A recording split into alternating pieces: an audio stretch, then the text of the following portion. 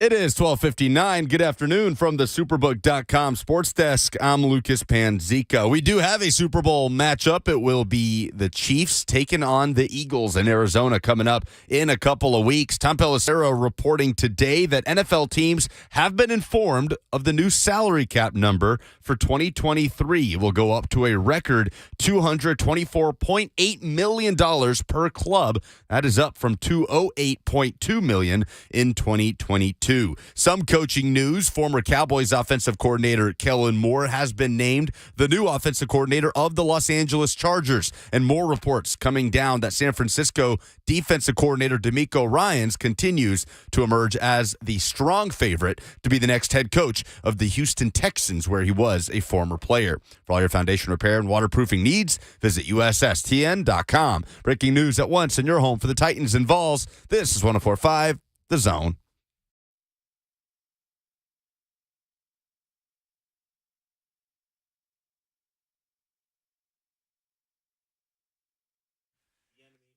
Blaine and Mickey, 104.5 The Zone. Happy Monday.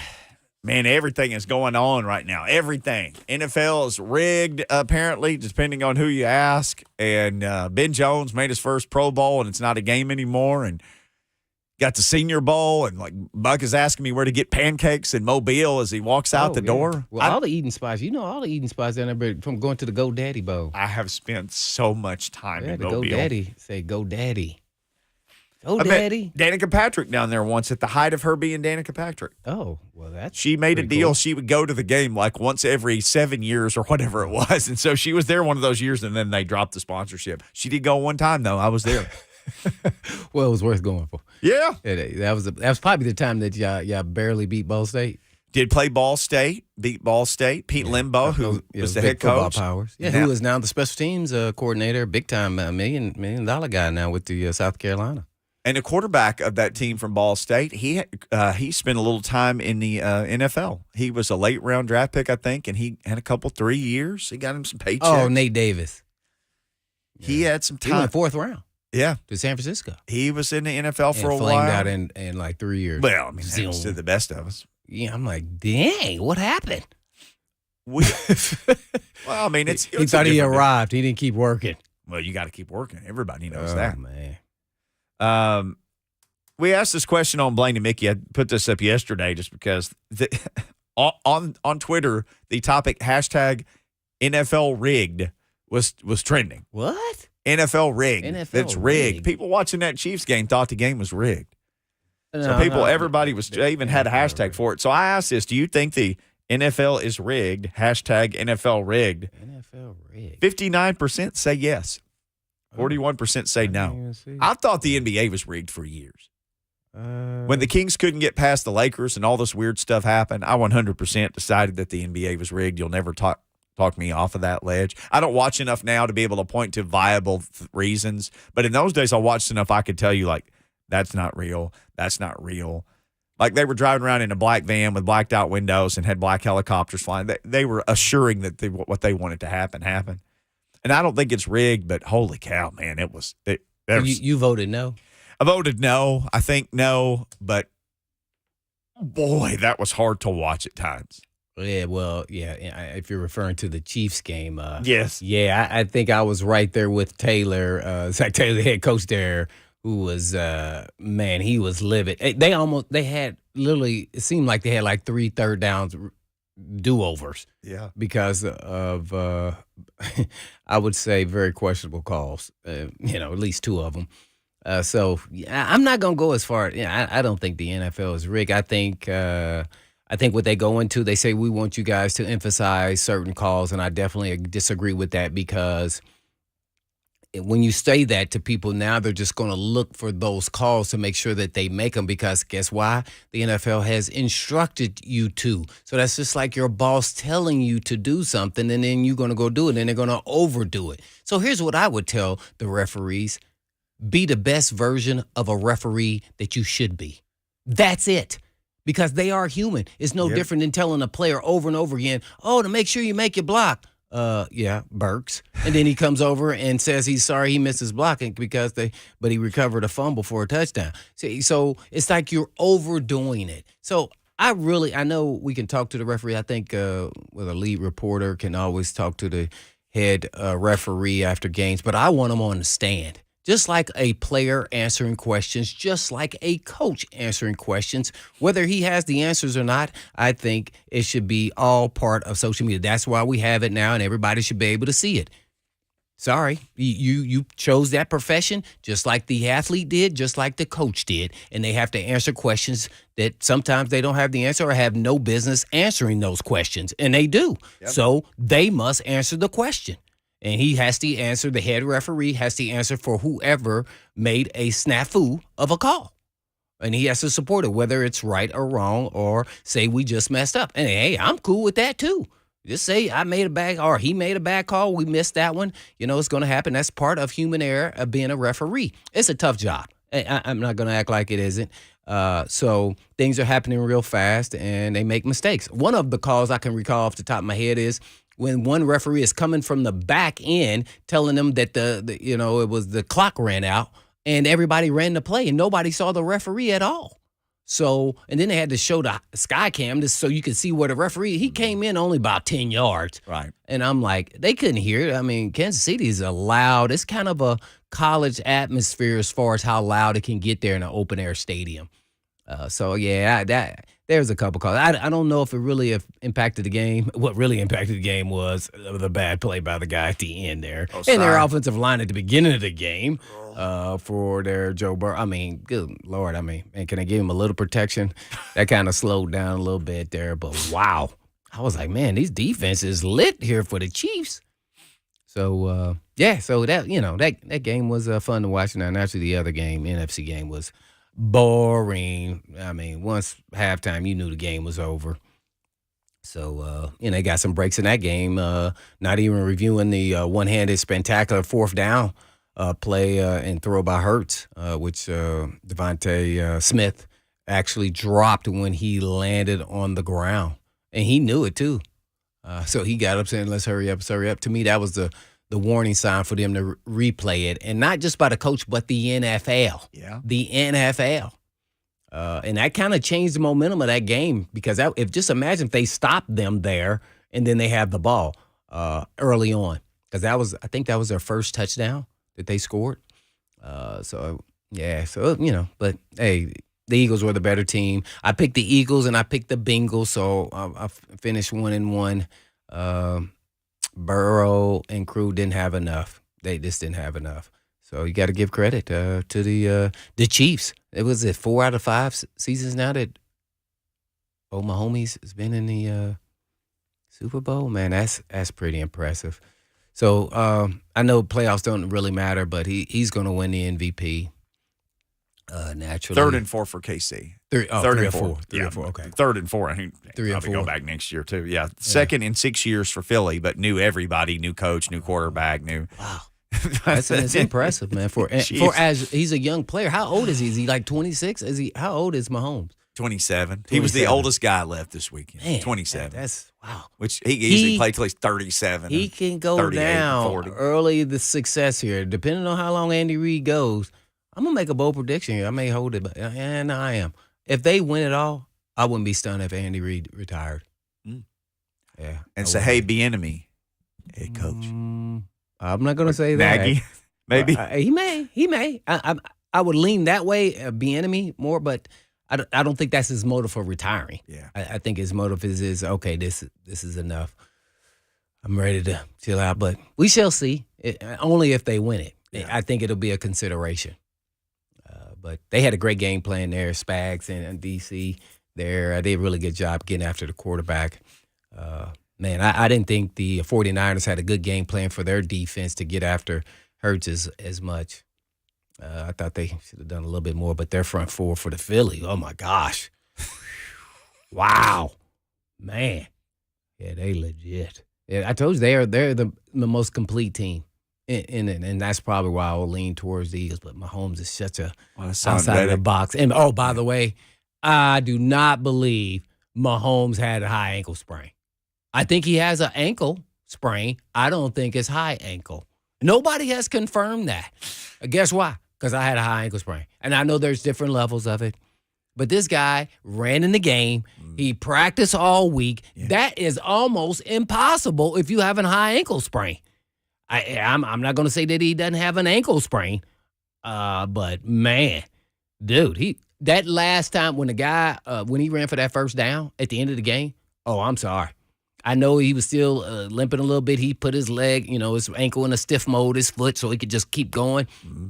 But I think he did some heroic thing, but I don't think it's. I hate to say somebody. I think he's injured. I mean, I'm not gonna say that, but high ankle sprain. This is remarkable. They even tweeted out Rick Bohalter, who is the head trainer there, who I follow because he was the head trainer with Philadelphia. Because Andy Reid brings everybody with him. Mostly, and he showed a picture of the lady who rehabbed and did everything with my homies, as I call them. And you're like, I know her. Nope, I did not know her. I thought maybe she had rehabbed your groin. No, I did not. So she was spending, he said thanks to her for really getting Mahomes there. And I wanted to say, well, what was his actual ankle injury? I really did. I just want to know, man. It's pretty remarkable. And he had no shot, no Toradol shot. He said he don't do shots.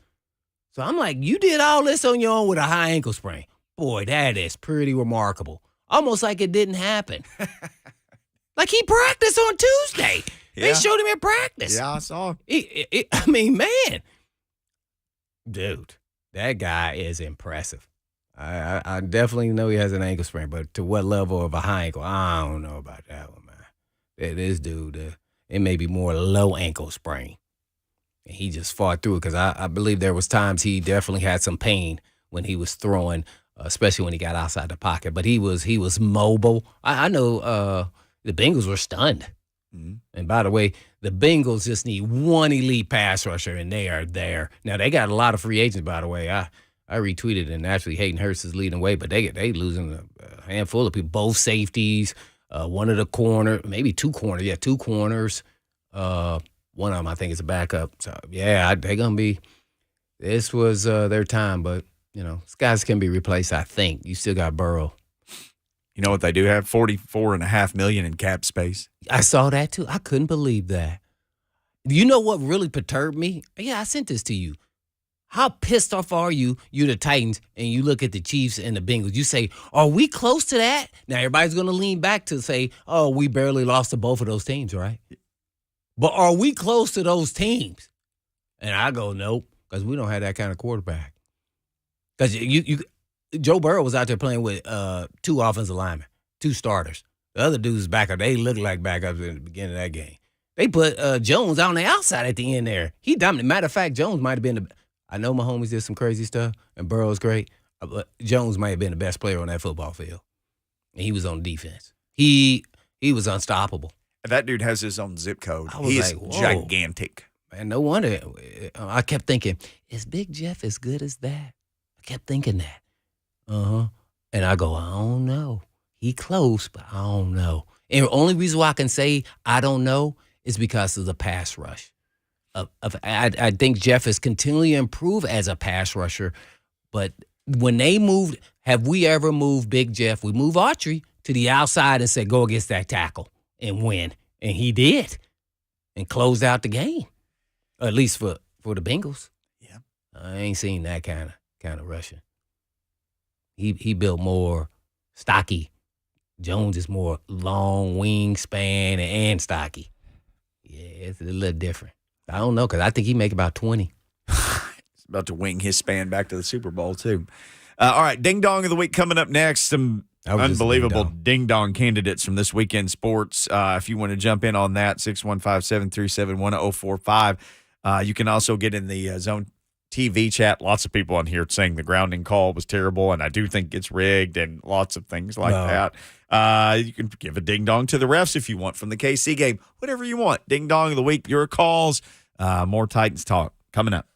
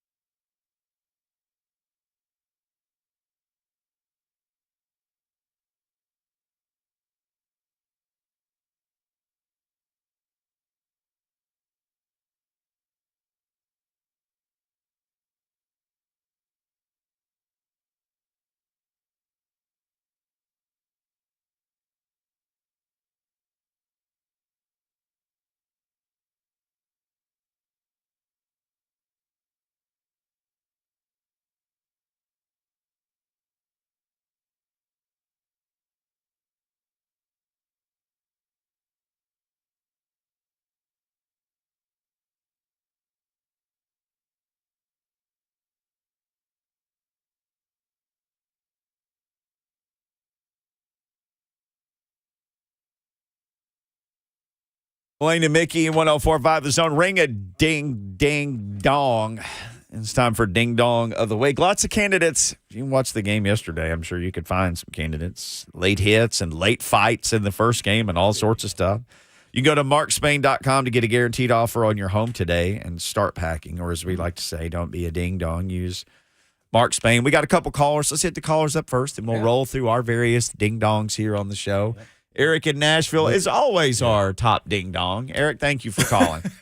I don't know if I like the way you phrase that. I know what you mean. I appreciate that. My two ding dongs for this. My first one is a sports-related ding-dong. You may have heard about this story from last week. It came out Tuesday, Wednesday. Pitcher Mike Clevenger from the Chicago White Sox. He just recently signed a one-year deal. Now, he's been involved. He has with 3 different women. He has children by all 3 of them.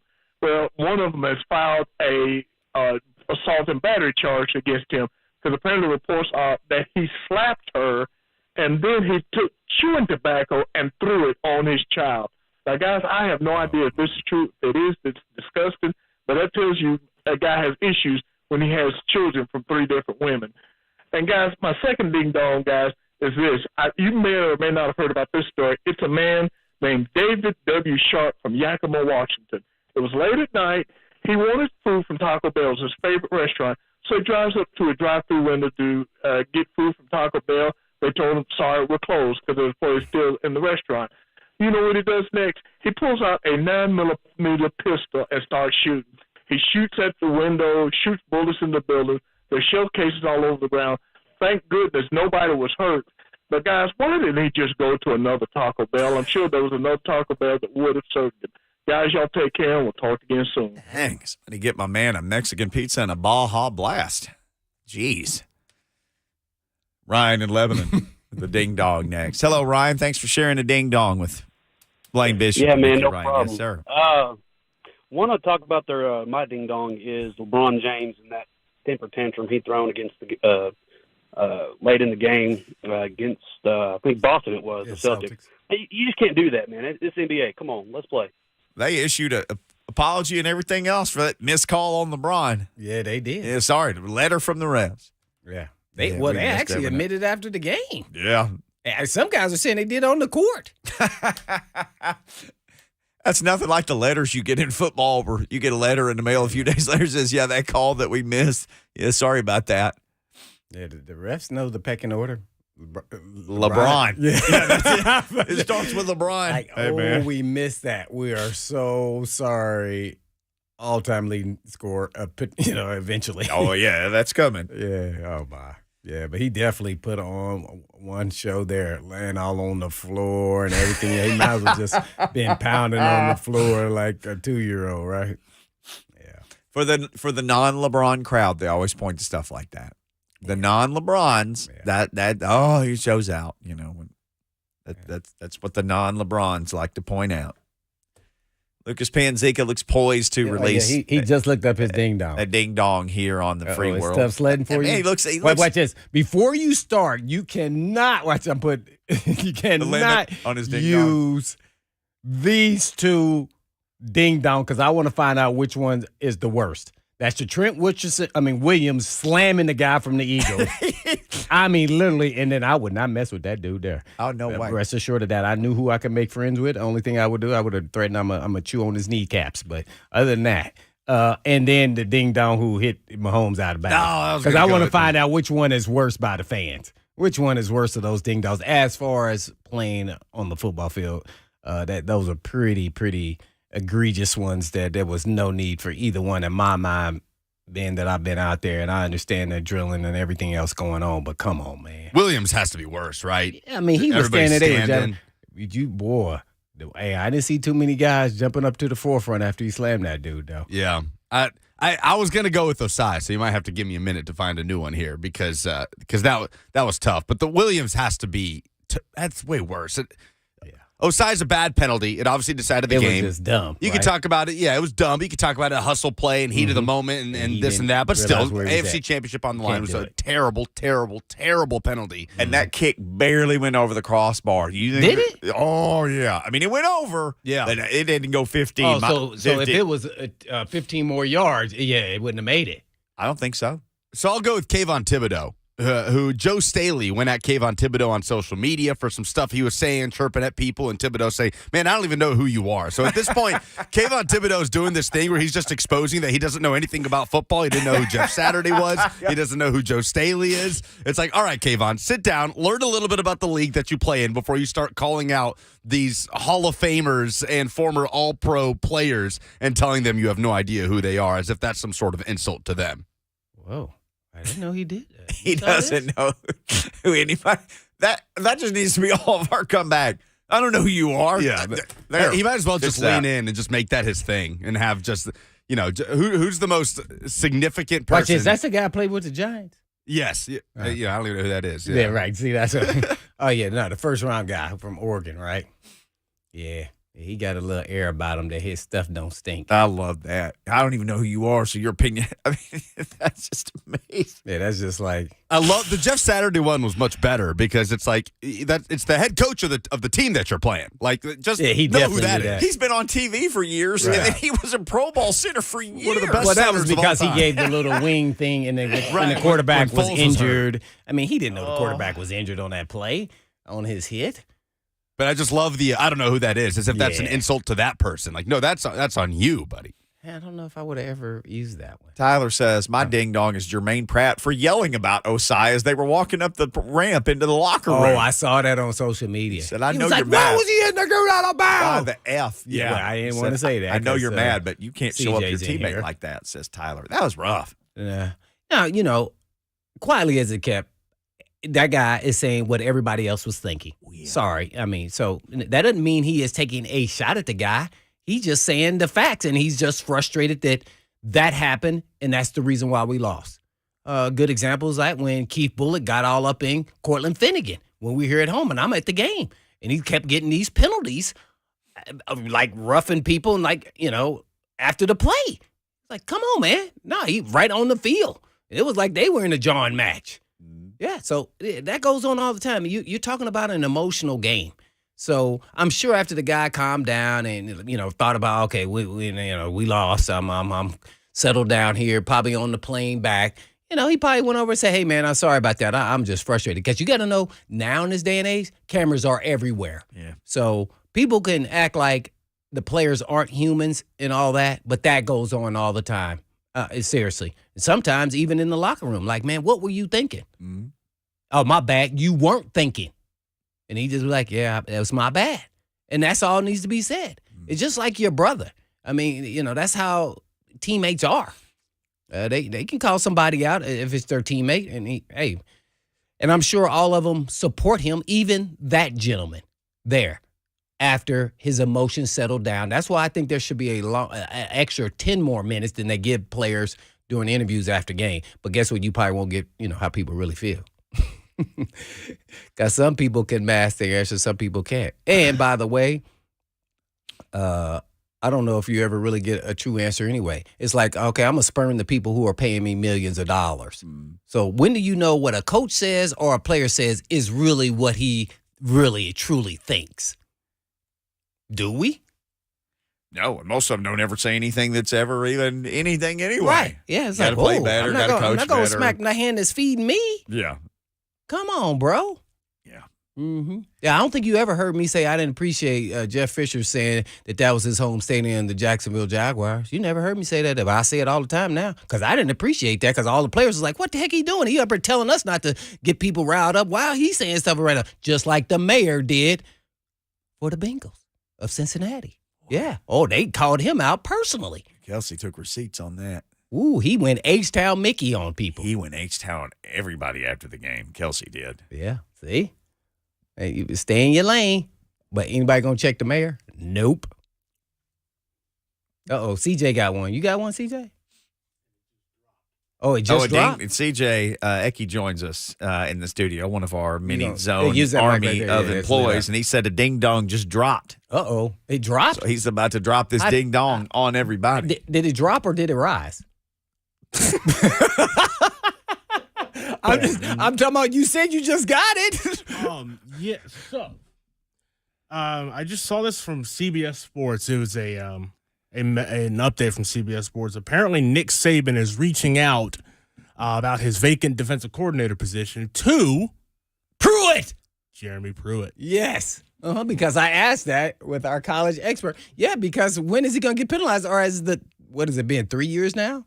Now, according to what I'm seeing, and it's from Dennis Dodd of CBS Sports, Nick Saban has reached out to Jeremy Pruitt regarding the Crimson Tide's vacant defensive coordinator position, and it's believed no offer has been made, but it would face long odds, obviously, due to his issues with the NCAA. Yeah, John Bryce was on with us and weighed in on that, basically just saying there was because Blaine asked him, like, hey, what about Pruitt for this Alabama DC job? And I think there are, as you're mentioning, a myriad of hurdles that would have to be jumped through. Absolutely. But I'm going to say this. Who'd you say is interested? See, now y'all need to pump the brakes. He has clout. He has power. He has national titles. So thinking he's going to say, well, now it's legal to do all the stuff that he did wrong. So let's give him a stop. Don't you think his penalty was enough? 3 years? Oh, so let's move on. Mm-hmm. They haven't even come up with the penalty. What's the penalty? Oh, they did come up with the penalty. What was it? Take a scholarship from Tennessee? Nothing's been said about it. See, so, I mean, yeah. But if you're going to say that about Nick Saban and Jeremy Pruitt, then you should say that about Donnie Tyndall. No, you can't. That's way back. You can't. It's not the same. It's not the same. The rules just changed. So you can't say that because that happened 10, 15 years ago, whatever the years it was. Yeah, so it's not the same. This was more recent. That's exactly the rules changed 2 years ago. So then that year, actually, it was only 1 year after he did the crime. Well, see, if not, you can't go back in history. Oh, well, Reggie Bush should have his Heisman Trophy now. I really think he should have his Heisman. Yeah, I do too. Yeah, but I mean, so that's why I'm saying that, and who's saying it? There's a reason why he's reaching out. He knows what's going on, and he's already done some back channeling before he even reached out. Trust me, it don't work like that. Oh, I'm gonna reach out to a coach knowing he can't coach. Well, I'm gonna find out first if there's a possibility he can coach. Then I'll reach out to my old friend in old DC. Well, that did happen with Hugh Freeze, though, with the interest from Alabama and Hugh Freeze, and there were conversations, and then ultimately Greg Sankey was like, we're not quite ready for that yet. Right. Well, that was okay, but you just said one thing that is not the same. Nick Saban and Hugh Freeze. That is a world of difference of who's asking. That's like me. No, sorry. I'm talking about when Nick Saban thought about hiring Hugh Freeze as his offensive coordinator. Right. The guy already stepped up. But have you heard anything? Have you heard anything from the SEC commissioner? About who? Freeze? No, about Pruitt. About Pruitt? No. I have no idea what that situation is. See? Because you won't. It's like, who's the head of the SEC coaches hierarchy? Nick Saban. Yeah, I think so. He probably called the SEC commissioner already and said, "Hey, you think this will be an issue? I don't know. Why don't you call the NCAA and ask them?" Well, as of right now, I'm not sure if any punishments have come down on that yet. I don't think anything has because again, we had John Bryce on last week and asked him, and he said there's nothing definitive yet that's come out on either side. We still don't know what's going to happen to Tennessee, much less Jeremy Pruitt. I thought they said something about some scholarships or something. Well, I mean, they can That's what they did. They can bamboozle themselves, but the NCAA hasn't said this is it because then you can appeal it and drag it out even longer. Just think about this. I don't know all the things that he did wrong there, and I'm talking about Pruitt. Besides not win, and this would have never come out. Not win, yeah. But think about this. So y'all tell me all the things that he did wrong. All I know right now, that was the biggest thing, which is the funniest, is whatever was Chick-fil-A or McDonald's bags or whatever. He put money in there. I'm sure there was some recruiting violations somewhere along the way. Anything else you can think of? Yeah, just improper benefits across the board, which, by the language of it, still can't happen, right? A coach handing a player. So we're talking about, first-level violations? Oh, yeah. Yeah. And Tennessee really kind of got out relatively unscathed because of how cooperative they were in the investigation and because the NCAA generally No, stop that. What? Stop being a UT person and be honest here. They did that because they wanted to fire his butt. That's why, because he wasn't winning. 100%. He wasn't winning. Absolutely. If he was winning, they wouldn't have self-imposed or turned nothing in. Absolutely. So that's what it has to do Yes. with. That's being straight up and honest. They saw where things were trending, but I'm saying the NCAA generally moving away from punishing schools for the actions of fired coaches is one reason why Tennessee didn't get hit with like a 3-year bowl ban. Yeah, they were cooperative because they wanted him out of there. They didn't want to pay him any of his buyout. But what were their other options, though? I mean, why wouldn't you do that? I mean, don't act like they did it. I mean, they had no choice. I mean, at the end of the day, that was a good business decision. I don't, I can't give them a pat on the back like, hey, good job. No, well, this is the best decision you should make so you get less of a penalty. As far as business decisions go, though, that was A+. Yeah, that's just being smart. I mean, And I think a pretty ballsy move to be like, we're going to throw our own guy into the bus to try not to pay him these millions. Yeah, We're going to report it all. Something more schools will probably start to do when things start to go bad. Ooh. Yeah. Why lie? When you can just go, heck yeah, he did it all. It's all his fault. Right. We fired him. How dare him? As soon as we found out. Right. We packed his stuff up in a Wendy's bag and put it on the curb. After he got an extension, by the way. Well, everybody gets an extension, it seems like. But no, that was a ding-dong one there, man. A lot of people giving a ding-dong in the Zone TV chat to Osai, to Joseph Osai, for hitting Mahomes a couple steps out of bounds. He is getting... Oh, I got another one. Brett Kern, and when he punted and it hit the wire. It hit the wire. And they said it did not, or they couldn't see it in the frame. He told me he nailed the wire.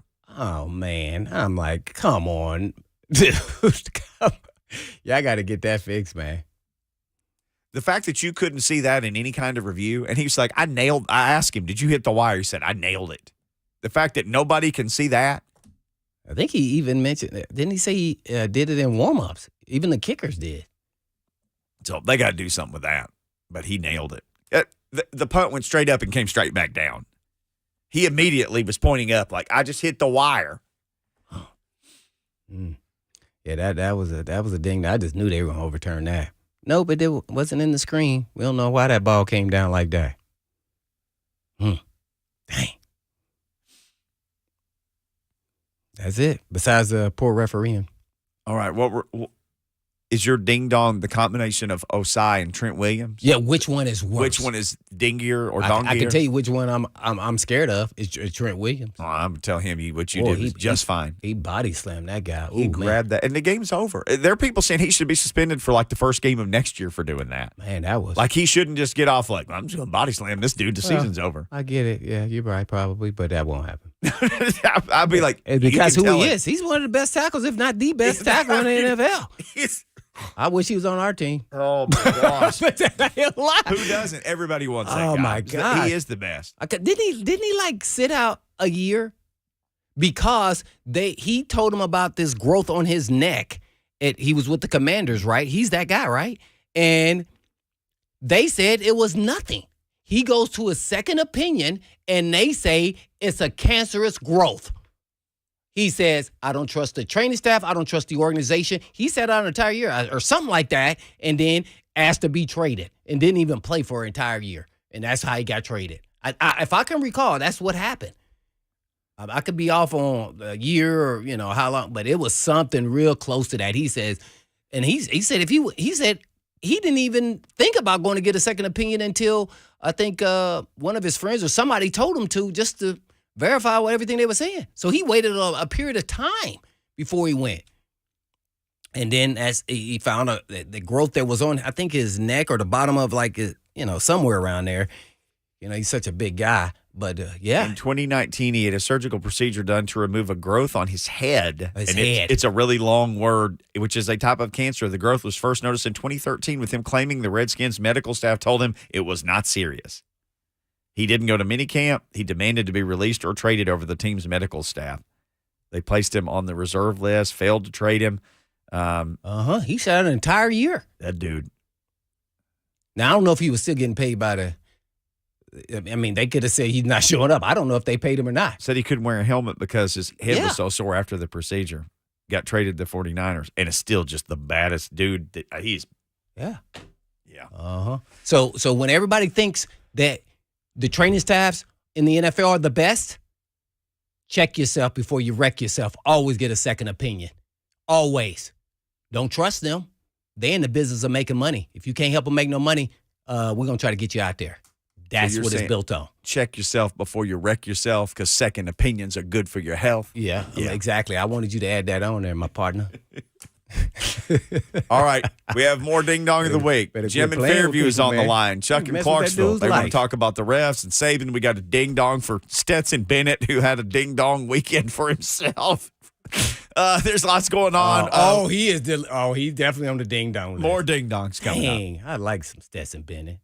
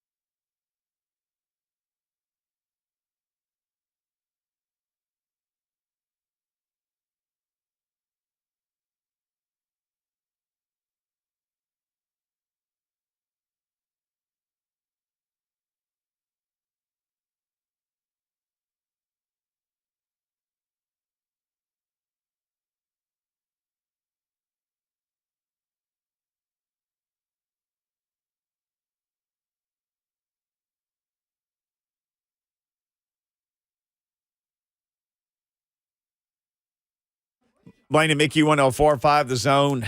Ding Dong of the Week, courtesy of Mark Spain, just continues in lots of different ways. But we got phone callers, and it's your show. And when you call, we like to hear from you. Jim in Fairview wanted to talk about the refs, which have been a big topic of Ding Dong conversation so far. Jim, welcome to the Is it rigged? Blaine and Mickey show.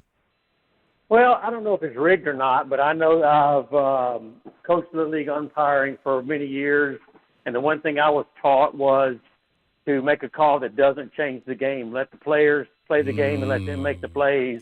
Good If you call something that changes it, then you've done something that's injustice to the players because it's unfair.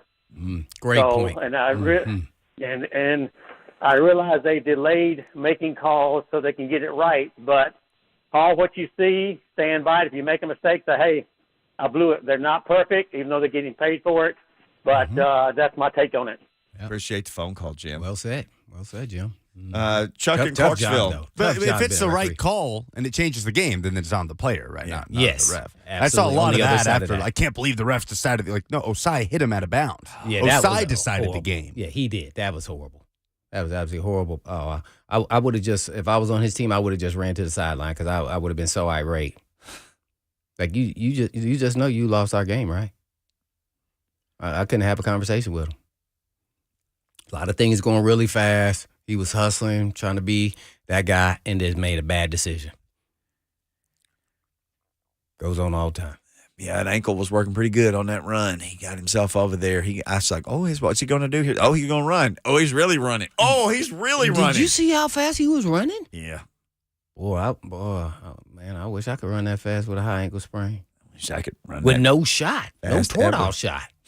Let's give Chuck in Clarksville a shot at being on the show here. Chuck, thanks for the phone call on the Mark Spain Real Estate Hotline. Hey, guys, just got one comment and then a ding-dong. My comment is, if Uncle Nick wants it, Uncle Nick will get it. Exactly. And my ding-dong of the week will be John Robinson for Brett Kern and A.J. Brown going to the Super Bowl. Thank you, John. There's just another way you've taken a 30-point-a-game offense down to 13 points a game. I mean, it's roughly 17. Whoa, that's another question. If John Robinson was still the GM, boy, we would be hearing it today with Kern and A.J. Brown going to the Super Bowl. They actually won. Kern just kind of like suck up.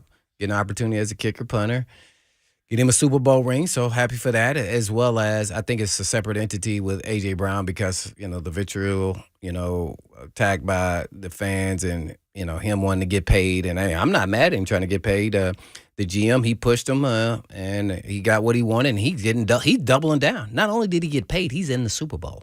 So he won all the way around. Now, this could also be just short term he won because long term, we don't know what's going to happen with the Titans and Burks, who looks like he could potentially be a number one. So, but as of right now, yeah, he won. And he stayed healthy. I'm also wondering how that happened. Roger Saffold stayed pretty healthy, too. He did. If I'm Rand Carthon. He now going to the Pro Bowl, too, by the way. Yeah. Saffold is the alternate. I'm like, hey, man, what about these dudes who didn't play a whole lot of games here? What did they play? Show me around. Let me see everything while I'm here. Let me see what's going on with this too. I want to see this. Yeah, wipe them out. Hey man, see, look, watch this. Yep, that's what they should do. Wipe out the training staff and the strength and conditioning staff. 2 years in a row in the National Football League. No, got to go. That's way beyond the patience that I need to have. That ain't a coinkadink. It don't happen like that. And then all of a sudden, we can name 3 players already who left the team. They had no issue the next season with things that were kind of chronic, according to them. A shoulder injury just kept being chronic. He didn't miss any games. He went down one time. I saw him in one game, and it wasn't even for the neck injury. It was for something else. And he finished the game, and that was the only time I think he missed a lot of, And then A.J. Brown was missing his knees. Oh, he's got bad knees. Well, them knees sure is clicking right now. They clicking. They running fast. Mm-hmm. Oh, yep. And that was part of the suck-up deal, too. Mm-hmm. Rush a kicker back, and it's his leg, one of the legs. Don't matter if it's kicking or plant leg. Can't be rushing a kicker back. So, got him a nice ring in Tampa. You don't have to be a rocket scientist to see something ain't right. So we shall see what happens. I want to give my ding dong. I thought about giving one to the fake pizza prank at Duquesne, where the pizza delivery guy walked out on the floor and it looked like he was looking for somebody to deliver a pizza to. It all turned out to be a prank, which was all just ridiculous anyway. Ooh, that sounds fun. But I'll give a reverse ding dong to Pat Bev. Several people mentioned him, and they had the video played as we were in the commercial break of him taking the camera out to the official to show him. That was where funny. LeBron got fouled. He said, "It's right here on camera. You see it right here? They fouled him." So he gets immediately teed up, and he's walking away. He turns around and points the camera again. Is like, but seriously, it's right here. Reverse ding dong to Pat Bev. He literally took it from a cameraman that was standing on the sideline there. But like you're around a team a lot. You get to know the guys. So you know the guys like Pat Bev. Look, man, I got a great shot of this. He's like, let me see that. But just the fact that he's like, I'll take this out there. I'll fix this. I'm going to take this out and show it to the official. But him walking out onto the court with the camera, and the official just immediately tees him up. And as he's leaving, it's like, just leave well enough alone, Pat Bev. Nope, he turns around and be like, but seriously, it's right here. Just look. And he was just having a conversation with the referee, and they teed him up. It's the reputation of Bev, man. That was the best. That was hilarious. That was funny, man. That's why the NBA, you only have 10 guys on the court at a time. It's such an intimate thing. You see their faces. You feel like you really know their personalities because they're just right in front of you. You sit right on the court. But that was just the funniest thing. You know, the NFL, you sit so far away. They got a helmet over their face. The NBA is just so different. You sit right on the floor. You really feel like you get to know these guys. Hey, some big old dudes. He just got a camera, too. It just carried it out. He just carried it out there. All right, hour number 2. Coming up on the show. We got to continue this ding-donging. We can continue the ding-dong talk. Many people have weighed in here on this. We can keep it going. The salary cap for next year, the number has been announced. What does this mean for the Titans? I saw a comment earlier that I think there may be some confusion about this, but we'll get into that more next.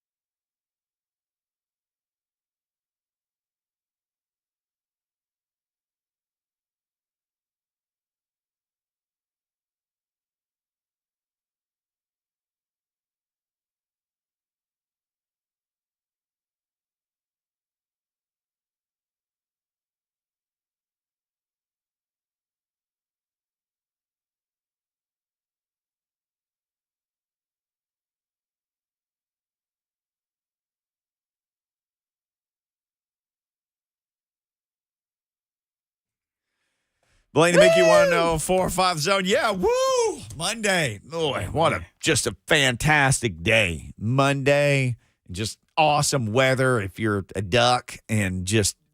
A duck? Yeah, they like this kind of. They like the overcast? Uh-huh. Like that 50 degrees? Is that the sweet spot? Yeah, it's not even it's 50. Nice, cool. It's 40-something. Yeah, break down the duck weather and why they like it. 'Cause I have no idea. Because they got all those feathers and down. We make jackets out of it, but they just live in it. So they need to be comfortable, you know? Okay. Yeah, they just get a live in little the hot, water. so they like, we like it's nice and cool. 100%. My roommate texted Fly me to the other Harrisburg, day. Arkansas, and swim through a rice field. What? My roommate texted me, Mickey. I don't know if you've ever done this, but he said, "Hey, my coworker James has a duck, an entire duck, that he got when he was hunting that he can give to us if you want to do something with that."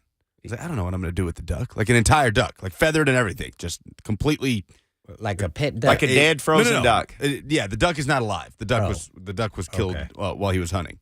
But it's like if you want to just undress it and you don't undress it, you dress it. Yeah. No, I'm not. Right, you're not in that. I mean, like it was wearing hunter, like if jeans and a anybody- t-shirt. You So can you get that. So he wanted you to put it up on your wall or something? No, to dress it and to cook it, to make duck Oh, meat. to cook And- it. Oh. Yeah, I don't know. Did you guys ever do that, Mick? Go duck hunting and then dress the duck and then eat the duck? I just full disclosure, everybody that I grew up with. You didn't ask me. I would love to hear this. No, I'm talking about Lucas. No, I have not. I was just asking you. Just saying, you didn't ask me, but no. Everybody that I grew up with, and most everybody I went to college with, were all big hunters. When I was a kid, I remember asking my dad, "Why don't we hunt?" And he goes, "Because when I was a kid, I had to hunt to live, and I can go to Kroger now." So my dad was not big on hunting. I like that one. But all my friends did. So it wasn't, Lucas, it wasn't even remotely strange. Especially in college where we lived in apartments or whatever, my friends would duck hunt, and for dinner that night, we would eat whatever they killed. I mean, my friend Kent made this Cajun duck that was amazing, but it's like anything else that's wild. You got to marinate the wild out of it. Yeah. I mean, I love duck, but I'm like, it's going to make a mess. I don't want feathers all over my kitchen. This was the secret. I mean, this is why you come to Blaine and Mickey, is to learn how to marinate a duck, of course. Well, of course, Mickey. Italian dressing. Italian dressing. Marinated for how long? Marinate. He would leave it overnight. He said, "Let's eat some that I killed last week." So typically we wouldn't eat duck on the same day, but like dove hunting season, man, we'd go dove hunting. We'd go dove hunting and have those suckers dressed and wrap bacon around them and cook them on the grill. Oh my gosh. Oh, I yeah, could eat as many of those you put in front of me. Well, anybody got any tips on Marinate the wild out of duck for Blaine. At a duck or any? You a big duck guy? You ordered the duck a l'orange anywhere? No, I went duck hunting one time. That was about it for H-Town? me. No, Some suburb of H-Town or here? Actually, here. Okay. Yeah, I went with Gary Walker. Yeah, country boy. I went, hey man, I'm open to doing a lot of different. Okay, show me how to. Man, next thing I know, somebody had some blood on their elbow and they don't know where it came from. Oh no, that's some blood involved. Sorry, I was Peter. like, oh, did you actually get shot by one of the bullets, or did you do that before? You hit it on a branch or something. Oh, did somebody get a little pellet in the arm? Yeah, and that's when I was like, I don't do guns and I don't do duck, so Okay. I'm out. Don't ask. This last Blaine. time we can just go fishing next time. If you go hunting in my hometown, because a lot of people do. I lived in the Delta, Harrisburg, Arkansas, where I'm from. Everybody will tell me, dude, I went to the grocery store in your town and they sell guns. The grocery store sells guns. You heard Food of this, Giant. Lucas? The grocery store is the biggest gun outlet in. Oh, I never even know. You could do the thing. What's a protractor where you make the circle around the watch this. Food Giant. This is like at a big chain, like let's say a Publix or a Kroger or more grocery store in the neighborhood. It's a fairly decent sized store. I mean, they it's have big it's a handful of chains. It's Food Giant. Okay, but they're all in like rural Arkansas. There's Walmarts that sell guns. Yeah. Well, yeah, Walmart. But this is like a small town grocery store where you walk in there and they also, oh man, they make some fried chicken that would make you like change your thoughts on life. You can go in there and get yourself a bucket of fried chicken and like a quart of motor oil and groceries and a gun. Fried chicken, and I'll make PETA change its mind. Crossbow. Wow. I mean, you can buy it all in there. Dang. Dude, it is. It's we called it the mall. There's some benefits to living in the rural areas. Yeah, I'm trying to figure out what most of them were, but yes, I grew up with all of those benefits. I do love duck. Oh, I need to drag you boys. What home would you say sometime. duck tastes like mostly? Think about like dark chicken meat. like right, dark thighs, whatever, because there are certain things you want to make that with the dark part of the chicken. Yeah. Okay. Duck is a darker deal than that. It's like denser. Denser, darker. Good, Lucas. Yeah. But that's why I'm just so stuff, on duck. It's like super flavorful, though, cooking it in stuff. If you can get the wild marinated out of it, and I'm no wildlife expert. Some of y'all hunters are listening and laughing, but for the people who know how to do that, deer, duck, any of it, it's fantastic. Again, sorry, Pete, if you're listening, but that's a way of life for people. Go hunt it and kill it and eat it. And I mean, I had farmer friends who their mom never bought meat at the grocery store. It only came from what they killed. They killed what they ate what they killed. They had a freezer full of meat. They'd share it with people. So, I mean, it just is what it is. Yeah. Just like the salary cap. They got a number for the salary cap. It is 200. And 20. What is it? 228. So it's up 20 from the 208. 228.2. Is that right? It's up 20 million from last year, which is a big jump. Dang. So somebody put in the Zone TV chat. So the Titans are even. No. All the spot track valuations that we've been giving, they were basically thinking it would be right around there. Oh, so Spot Track projects it on their evaluations. Yeah, so if you look 2 weeks ago, Gotcha. I think they were thinking it would be, it's 220 point, is it 222.8? Is that what it is? I'll double check the exact number. We'll check what I entered. From Tom Pelissero. It is 224.8, which is up from 208.2. 224.8. Yes. So I think Spot Track was projecting it to be over 220 because it always goes up about 20 million every year. It's what the average has been for the last few years. I thought it was usually 10, like a $10 million jump. No, it's been in the 20s lately. Well, it slowed down with the COVID year. Yeah, it was 10 COVID from 19 to it. 20. It was a $10 million jump from 19 to 20. Then COVID obviously went down to 182.5. Yeah. Which then everybody stayed home and they still played all the games and everybody still watched. And the ratings were incredible because none of us had anything else to do. And that's where most of their money comes from. Then they immediately renegotiated TV contracts and, 40 million people watched the Cowboys last week. But yeah, they needed to cut that cap back. How are they going to make it with those margins? That's one of the funniest things I've ever seen in my life. We're just not going to make it. We're going to cut the cap. This year, it's just never going to. Going to have to pinch some pennies this year, guys. They pinch pennies in $1 billion league. So the Titans are now, with the actual cap number, not guessing, $23.68 million over for 2023. 23.68. So Rand Carthon knows his exact number now, right? Like my son, you could say, what's in your piggy bank? He could tell you down to the dollar. I mean, so can the salary cap guy for the Titans. Yep. So Vin Marino has had the talk. Lawan, 14.8. Well, that puts you within, $9 million? Dupree, 9.35. If you said so long, that right there, you're even Steven. As much as I'm all in on, okay, let's cut him, I'm also on let's bring him back because of the situation or someone there like him as a veteran player. He's got, a good 3 years and has some, rush ability and still putting up, 5 to 10 sacks.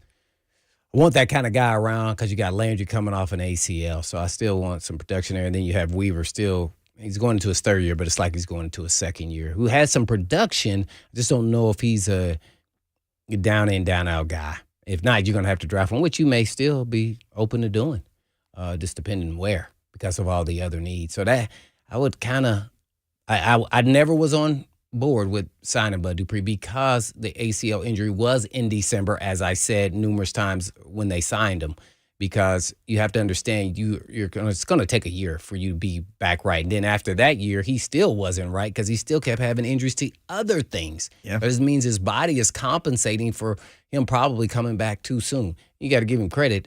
He went out there because he had the contract and he felt like he owed it to him and he felt like he was good enough to go, at least to be productive. And that hurt him in the long run. That's happened to a lot of players, but just, I just thought they overpaid at the time. He got top of the market money. Yeah. I mean, he got top of the market money. But and I just threw him out because literally those numbers square you up. You could substitute Cunningham there. He's 9.25. So yeah, Cunningham and Lawan would square you up. If you could post designate Cunningham after June 1st, like if you told him tomorrow, hey man, Thanks for everything. Shake his hand. If you cut him after June 1st, officially, and for people like, what in the world are you guys talking about? The way the NFL calendar is with cuts and things, if you wait till after June 1st, it spreads the dead cap hit over 2 years and gives you significantly, in some cases, more savings. $17 million if you wait till after June 1st for Cunningham's designation. The difference between 17 and 9.25. Gotta go. Got to go. I mean, my goodness, that's a lot of money. Well, these are all easy ones. What's the hard ones?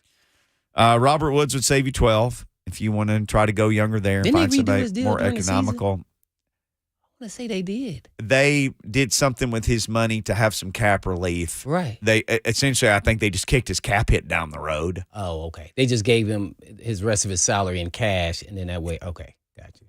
What do? They convert your salary into a bonus, and then that spreads the cap hit over 3 years. Gotcha. But he would save you 12. Yeah. Hey, as much as I like him, bye-bye. Ben Jones is 6 post June 1st. It's not that much before that. It's 2 or 3. But it's 6 after June 1st. I am a big fan of Ben Jones, but it's time to go. It's time to go. You got to know when to let the veteran stud guy go. Yeah.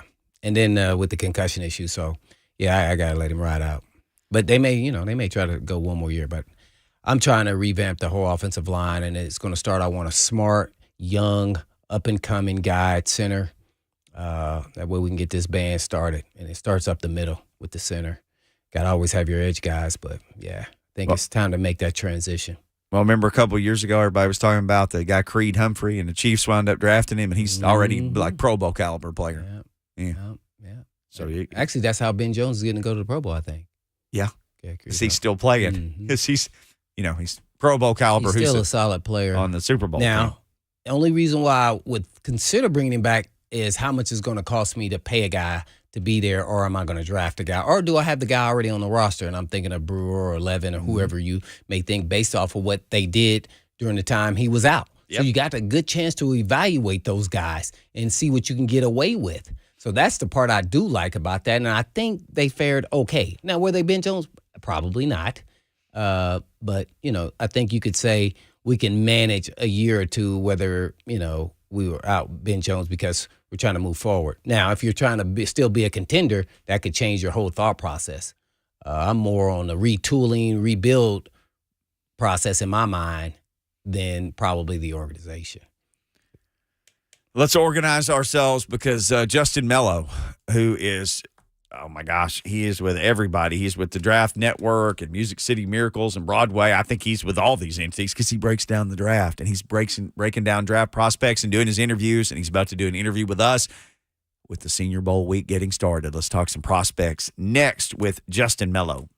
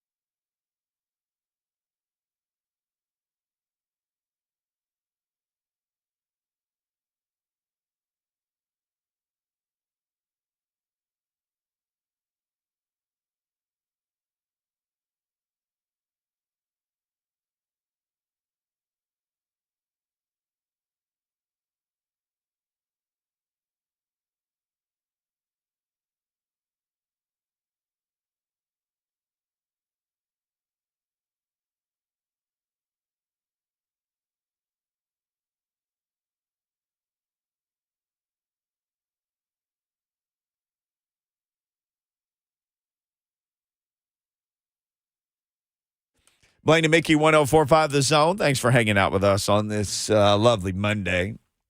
Senior Bowl getting started, so all kinds of Zone crew headed down there. The morning crew, and Buck is headed down there, and Titans Radio is headed down there. Oh, except for the Senior Bowl Hall of Famer. That's funny. You played the game. Mickey. Mm-hmm. I've probably been to Mobile more than anybody in Nashville, but, well, we would have been a formidable duo down there. I could take you to we'll work from here. We're going to have it on here in the studio, just like we there. Oh, 100%, man. We're going to be watching these workouts. I'm going to be asking you all kinds of questions. Mm-hmm. I love it. Mm-hmm. Justin Melo, we love it when he joins us at JustinM_NFL. Justin, we always love when draft season comes along because that means that we get to visit with you, man. Thanks for checking in.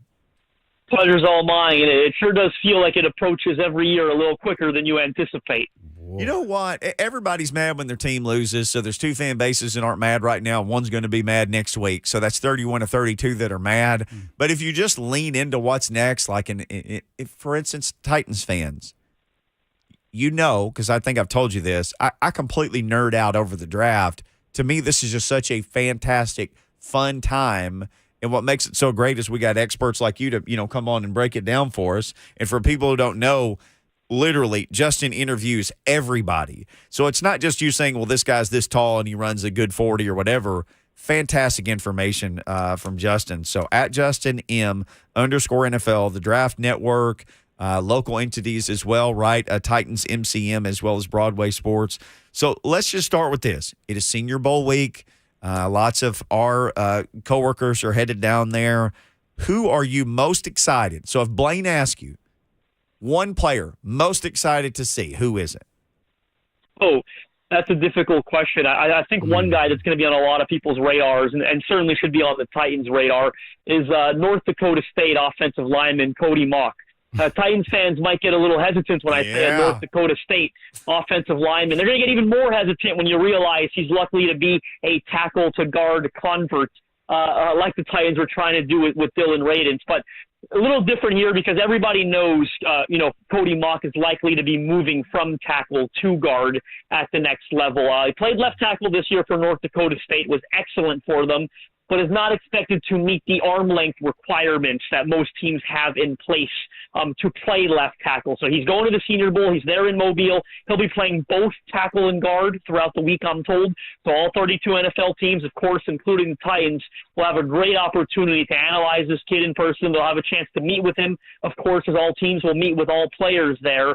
And I'm really excited to see that kid, excited to see how he holds up against the level of competition. That's always a big question, right, when you're coming from a program like North Dakota State. He's going to be facing pass rushers, one-on-one reps. They always draw the biggest crowd in Mobile. Everyone loves a good pass rushing rep. He'll be facing pass rushers from Notre Dame, Clemson, Alabama, Tennessee, Ohio State, you name it. They're all there at the Senior Bowl. So it's going to be big to see how he handles himself. When I watch the kid on tape, I think he's an excellent athlete. I think he's a guy that's a plug-and-play guard. You draft him, I think, maybe in the middle second round or so, and he could start for you next year at left guard. Justin Melo breaking it down for us again at JustinM_NFL. Follow him on Twitter now. Well, Justin, I hear you're going to be at the Super Bowl. Reason why I'm asking because Eli Apple was asked to do something at the Cam Soda. I mean, what is going on here, man? They're talking about what is he going to be doing now that he lost? So I have to say, every few months, every year or so, Cam Soda, for those of you who aren't aware, are a quote-unquote adult entertainment company. Oh. And I must tip my cap. They are very good at capturing attention and publicity through the internet. So they have made an offer to Eli Apple. Again, I very much consider this to be a fake offer just to garner discussion online, which it works for them, to put on some sort of dancing show at the Super Bowl, and they're willing to pay him $250 is what their official $250,000. Sorry, $250,000. Excuse me, for what the press release is what the press release claims. So that is what's going on. They do this they did this last year with Philadelphia when they're very good at capturing attention on great marketing ploy. Well, on a serious note, there, Justin. Are you hearing anything about the Titans and the OC job or the O-line job before, I guess, everything gets really get going here at the Senior Bowl? I haven't heard anything personally. No insider information as of now. They're doing a great job playing their cards close to the chest. I will say that the way things are going, if you start dot connecting here and putting things together, we received reports, right, about 2 weeks ago now that they interviewed Atlanta Falcons quarterback coach Charles London, right, who, of course, works with Arthur Smith in Atlanta and is very well-versed in the offense that the Titans have ran for the last several years. We heard about in-house interest with Tim Kelly, right, passing game coordinator, who Mike Vrabel, of course, previously worked with in Houston.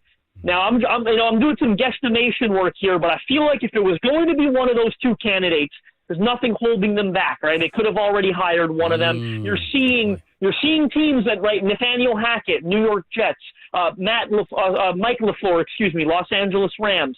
Today, the Los Angeles Chargers with Kellen Moore. These positions are starting to fill up. The Titans search continues to crawl at a bit of a snail's pace, at least publicly, and what that tells me is that this is going to either be Eric Bieniemy or Matt Nagy, right, who are both on staff with the Kansas City Chiefs. They were the first two candidates we received reported interest in from the Titans. Of course, with them advancing to the Super Bowl now, that delays them a couple more weeks before they could accept the job, for example. So the way this thing is going, I'm starting to feel very strongly that this is going to be Eric Bieniemy or Matt Nagy. Wow, there you have it. Justin Melo. From at the Draft Network. I guess talk a little bit about the wide receiver groups. Let's start here. What are the strengths of this year's, do you think, at least early on, of the draft?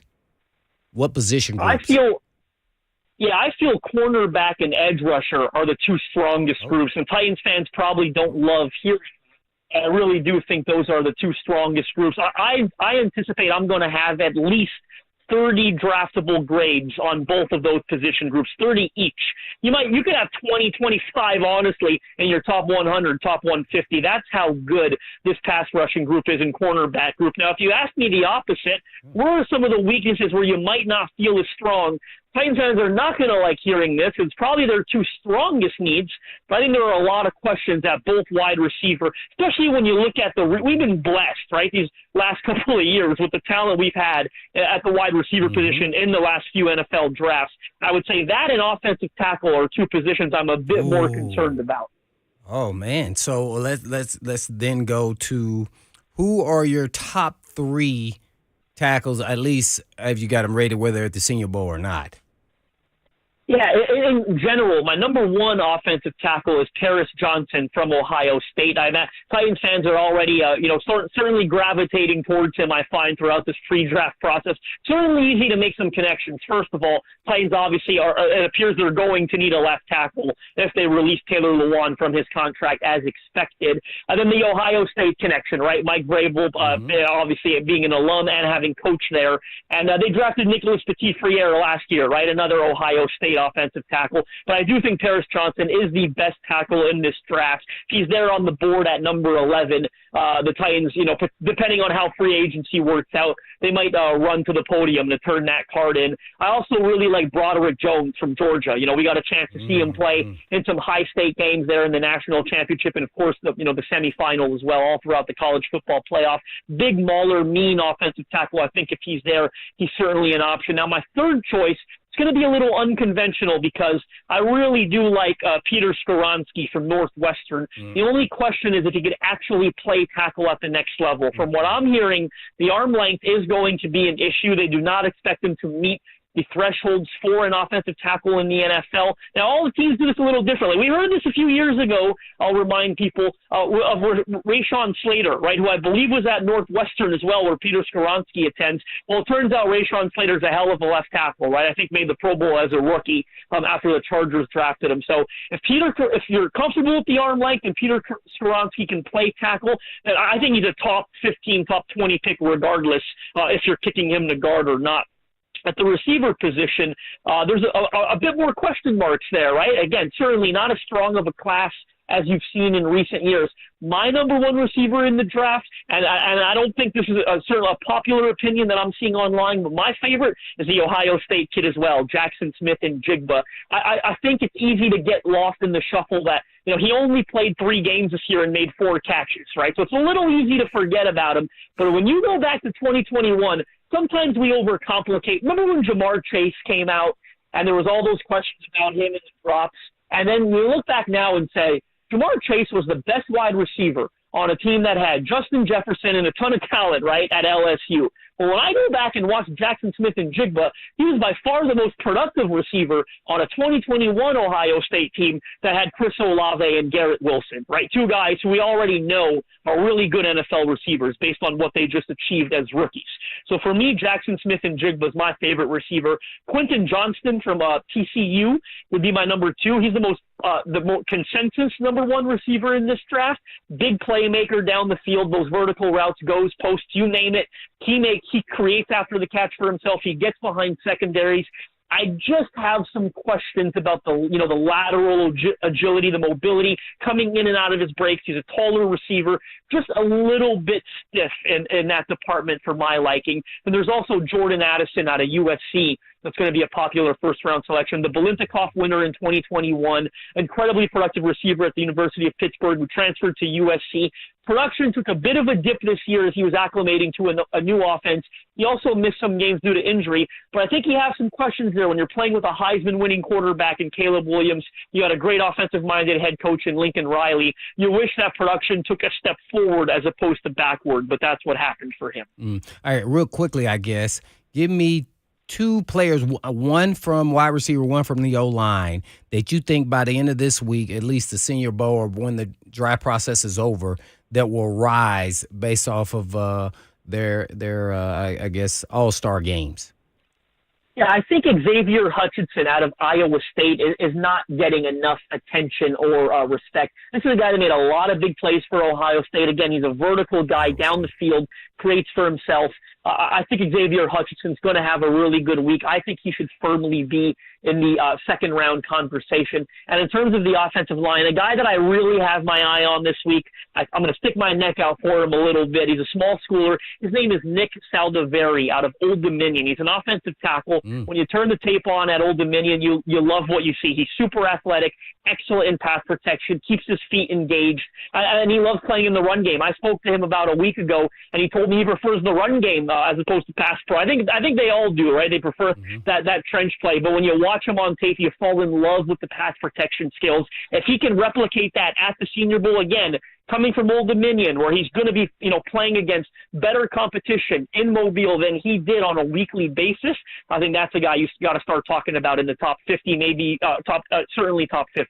Well, Justin Melo giving us all the backdrop on some of these draft picks with at the Draft Network. So, Justin, do you have – well, let me ask you this.